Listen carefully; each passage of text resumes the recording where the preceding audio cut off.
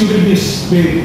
18 bahwa berdasarkan pasal 1 butir 2 KUHP, penyidikan adalah serangkaian tindakan penyidik dalam hal dan menurut cara yang diatur dalam undang-undang ini dan untuk mencari serta mengumpulkan bukti dan dengan bukti itu membuat terang tindak pidana yang terjadi dan guna menemukan tersangkanya, bahwa penyidikan yang dilakukan oleh termohon atas suatu perbuatan yang bukan merupakan tindak pidana dan tetap melakukan penyidikan serta tidak menghentikan penyidikan terhadap permohon adalah bentuk penyalahgunaan wewenang atau abuse of power, tidak sesuai dan bertentangan dengan hukum acara pidana yang berlaku di Indonesia.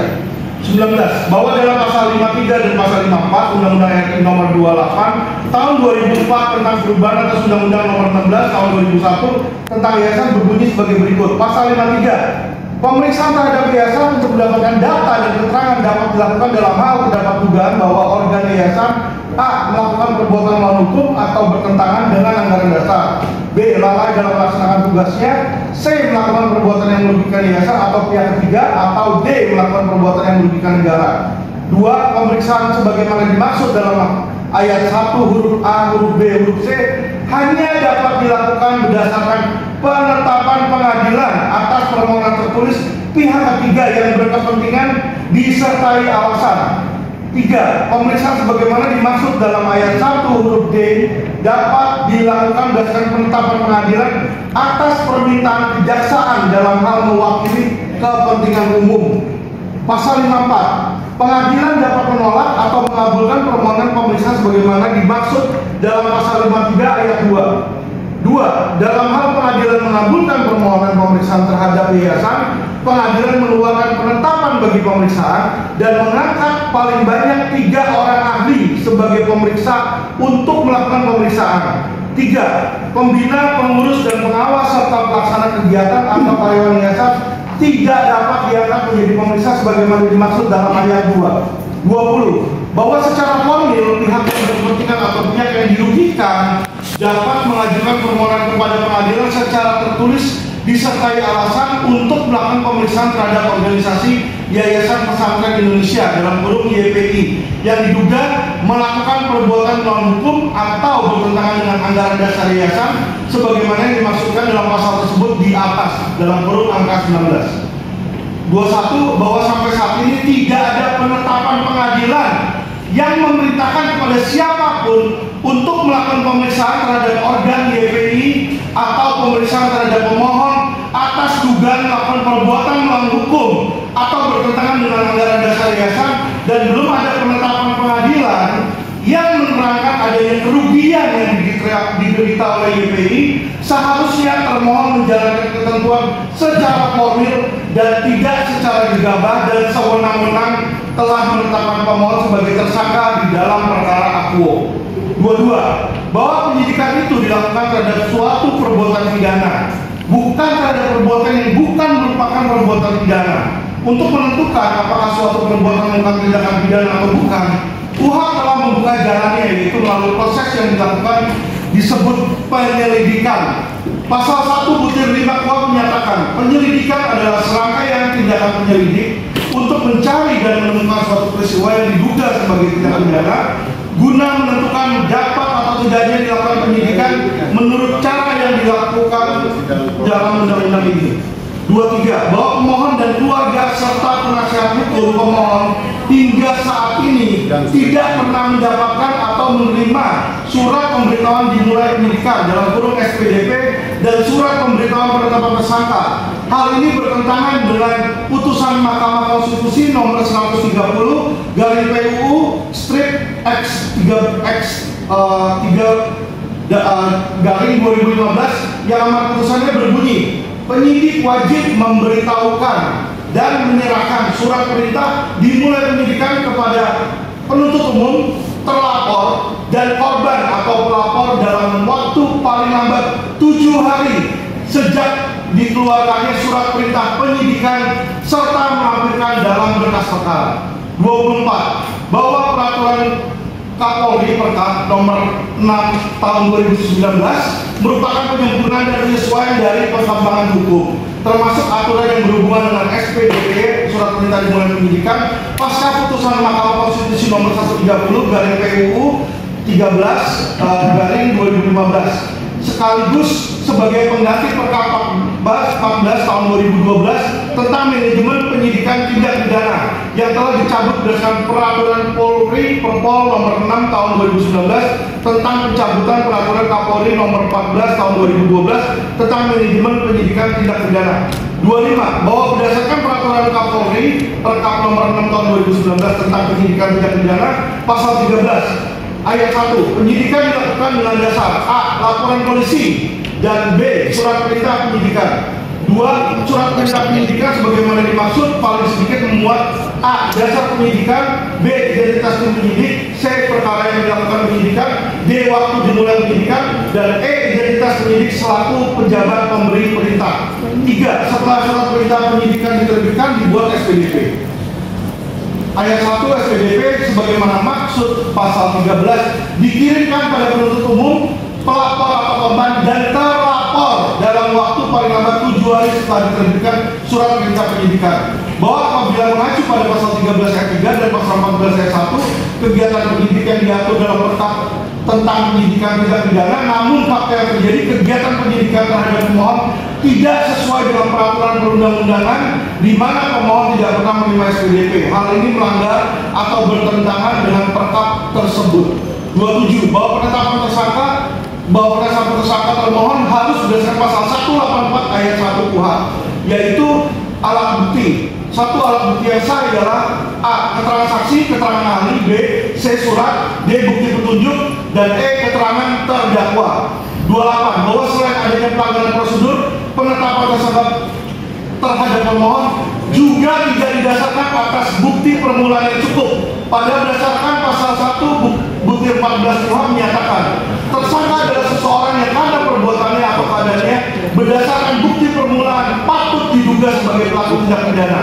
Jadi untuk dapat ditetapkan sebagai tersangka, orang tersebut harus diduga sebagai pelaku tindak pidana didasarkan pada bukti permulaan. 29. Bahwa berdasarkan hasil analisa yuridis pihak kejaksaan yang mana dituangkan dalam surat P19 pada 1 Romawi angka 2 tentang kelengkapan formil berkas perkara disebutkan belum tergambar dengan rinci bagaimana alur perbuatan permohon dalam melakukan perbuatan sebagaimana yang dimaksud dalam pasal yang disangkakan. 30. Bahwa dalam 1 Romawi angka 5 dalam surat P19 lagi-lagi hasil analisa yuridis pihak kejaksaan menjelaskan bahwa termohon, bahwa saksi pelapor belum menerangkan apa hasil penyelidikan dan petunjuk kejaksaan agar pemohon melakukan pemeriksaan tambahan terhadap saksi pelapor terkait apa hasil penyelidikan yang dilakukan sehingga dirinya menjadi pelapor perkara ini. 31. Bahwa berdasarkan P19 dari kejaksaan poin 2 Romawi tentang kelengkapan material angka 1 sampai 8 pada intinya perkara aku belum cukup bukti untuk dinaikkan ke tahap penyidikan sehingga penetapan termohon sebagai tersangka haruslah batal demi hukum dan seluruh aset yang disita juga batal demi hukum. 31A. Penyidikan yang dilakukan termohon telah melampaui batas waktu yang ditentukan berdasarkan pasal 3 KUHP yang menyatakan bahwa peradilan dilakukan menurut cara yang diatur dalam undang-undang ini. 31B. Bahwa jangka waktu penyidikan tambahan yang dapat dilakukan penyidik setelah berkas dikembalikan oleh penuntut umum disertai petunjuk untuk dilengkapi P19 yakni 14 hari.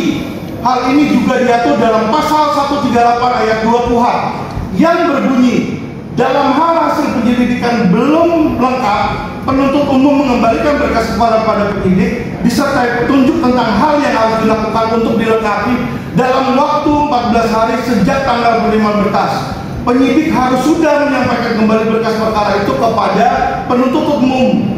Ketentuan penyidik harus menyampaikan kembali ke penuntut umum berkas perkara yang sebelumnya dikembalikan untuk dilengkapi.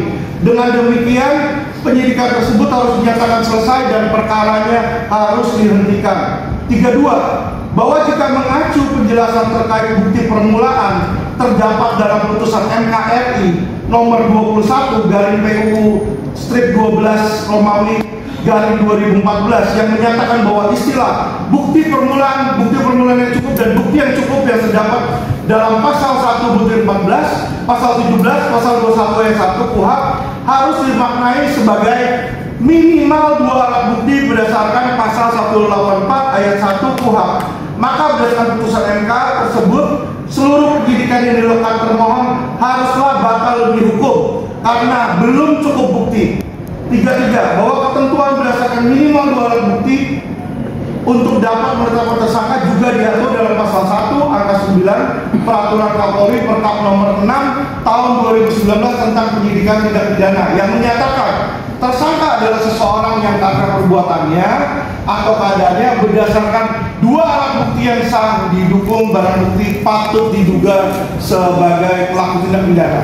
34. Bahwa akibat dari rangkaian penyidikan yang tidak prosedural dan tidak sesuai dengan peraturan perundang-undangan di mana telah dilaksanakan gelar perkara penetapan tersangka sebelumnya, adanya bukti yang cukup sebagaimana tercantum dalam pasal 184 ayat 1 KUHP dalam menetapkan tersangka terhadap pemohon, maka mengakibatkan adanya subjektivitas termohon karena melakukan gelar perkara tidak didasari bukti permulaan yang cukup dan hanya berdasarkan informasi yang diterima dari pelapor.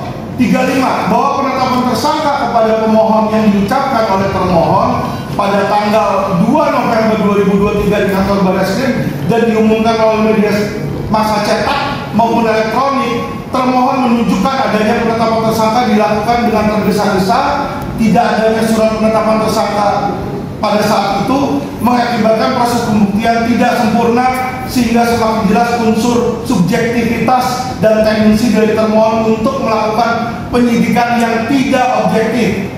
36. Bahwa pasal 28 di ayat 1 Undang-Undang 1945 menyatakan 1. Setiap orang berhak atas pengakuan, jaminan, perlindungan, dan kepastian hukum yang adil serta perlakuan yang sama di hadapan hukum.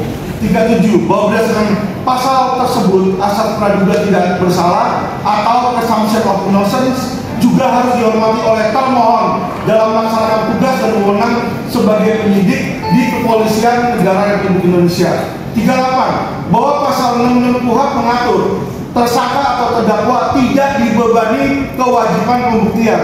Bahwa penjelasan pasal 66 KUHP menyatakan ketentuan ini adalah penjermaan dari asas praduga tidak bersalah. 40. Bahwa akibat dari pengingkaran terhadap hak pemohon atas praduga tidak bersalah atau presumption of innocence, termohon memeriksa pemohon dalam kondisi kebatinan yang sudah meyakini pemohon bersalah melakukan perbuatannya yang disangkakan dalam laporan polisi tersebut, sehingga yang terjadi adalah praduga bersalah dan presumption of guilt terhadap pemohon. Bahwa berdasarkan rangkaian penyidikan yang terjadi dapat disimpulkan telah terjadi proses penyidikan yang menyimpang dari ketentuan peraturan perundangan dan pelanggaran HAM terhadap pemohon. 42. Bahwa prosedur penetapan tersangka kepada pemohon adalah cacat hukum formil karena dilakukan secara sewenang-wenang. Hal ini merupakan bentuk penyalahgunaan wewenang dan pelanggaran terhadap asas legalitas dalam hukum acara yang diatur dalam pasal 3 KUHP. Oleh karena itu, penetapan tersangka terhadap pemohon haruslah dinyatakan tidak sah dan batal demi hukum. 43. Bahwa tindakan termohon selain tidak sesuai dengan ketentuan KUHP juga merupakan bentuk pelanggaran terhadap asas utama hukum acara pidana, yaitu asas praduga tidak bersalah.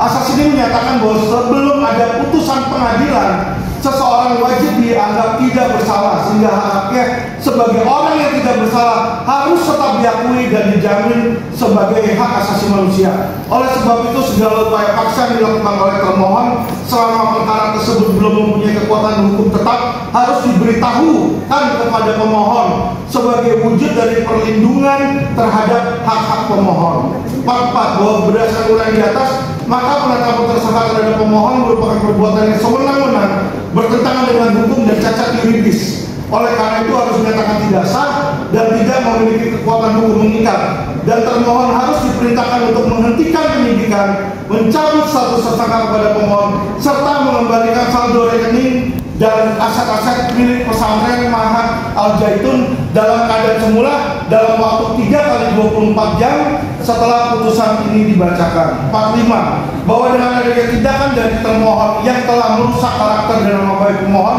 maka termohon harus diperintahkan untuk memulihkan hak hukum dan nama baik pemohon serta tindakan-tindakan yang telah dilakukan oleh termohon. 46. Bahwa dengan dalil-dalil yang disampaikan pemohon didasarkan pada ketentuan hukum yang berlaku, sudah seharusnya permohonan pemohon dapat diterima seluruhnya demi tegaknya hukum dan keadilan serta perlindungan terhadap hak, martabat, dan hak asasi manusia.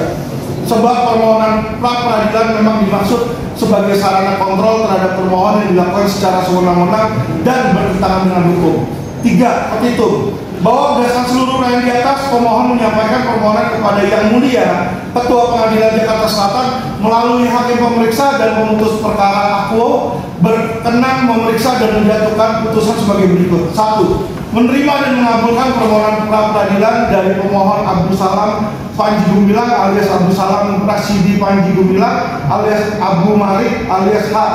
Abdul Malik alias AS Panji Gumilang untuk seluruhnya. 2. Menyatakan perbuatan termohon yang menetapkan pemohon sebagai tersangka merupakan perbuatan sewenang-wenang karena tidak sesuai dengan ketentuan hukum dan dinyatakan batal demi hukum. 3. Menyatakan penetapan tersangka terhadap pemohon oleh termohon adalah tidak sah dan tidak berdasarkan hukum. 4. Menyatakan surat perintah penyidikan nomor SP Sidik garing 735 garing 8 Romawi garing Res 1.11 garing 2023 di TV Texas tanggal 21 Agustus 2023 dan surat ketetapan nomor Estap garing 111 garing 11 Romawi garing Res 1.11 garing 2023 di TV Texas tertanggal 6 November 2023 yang menetapkan pemohon sebagai tersangka terkait peristiwa pidana sebagaimana dimaksud dalam pasal 70 junto pasal 5 Undang-Undang nomor 16 tahun 2001 tentang yayasan sebagaimana telah diubah berdasarkan Undang-Undang nomor 28 tahun 2004 dan atau pasal 372 KUHP junto pasal 55 pasal 1 ke 1 KUHP junto 56 KUHP junto pasal 64 KUHP dan pasal 3 dan atau pasal 4 dan atau pasal 5 junto pasal 10 Undang-Undang nomor 8 tahun 2010 tentang pencegahan dan pemberantasan tindak pidana pencucian uang adalah tidak sah dan oleh karenanya penetapan Akuo tidak mempunyai kekuatan hukum mengikat dan dinyatakan batal. 5. Memerintahkan kepada termohon untuk menghentikan penyidikan yang berdasarkan surat perintah penyidikan nomor SP Sidik garing 735 garing 8 Romawi garing Res 1.11 garing 2023 di Texas tanggal 21 Agustus 2023 terhadap pemohon. Menyatakan seluruh rangkaian penyitaan, pemblokiran serta pengalihan aset milik pesantren Mahat Al Zaitun yang diatasnamakan pemohon dan keluarganya adalah tidak sah dan tidak memiliki kekuatan hukum mengikat serta dinyatakan batal. 7. Memerintahkan kepada termohon untuk mengembalikan seluruh aset-aset pesantren Mahat Al Zaitun yang disita, diblokir dan dialihkan pada keadaan semula dalam tempo 3x24 jam sejak putusan ini dibacakan. 8. Menyatakan tidak sah segala keputusan, ketetapan dan tindakan lain yang telah dilakukan oleh termohon berkaitan dengan penyidikan dan penetapan tersangka terhadap pemohon. 9. Memulihkan segala hak hukum pemohon dalam kemampuan, kedudukan dan harkat serta martabatnya. 10. Menghukum termohon untuk membayar biaya perkara menurut ketentuan hukum yang berlaku. Demikian permohonan pra peradilan kami sampaikan demi kepastian hukum yang adil. Kami mohon putusan yang seadil-adilnya dalam kurung ex Akuo et bono. Jakarta 17 April 2024. Nomor kami penasihat hukum tertanda Yudianto SH, Kobul Nugraha, Alvin Lim dan Hamdani SHMH. Terima kasih yang mulia.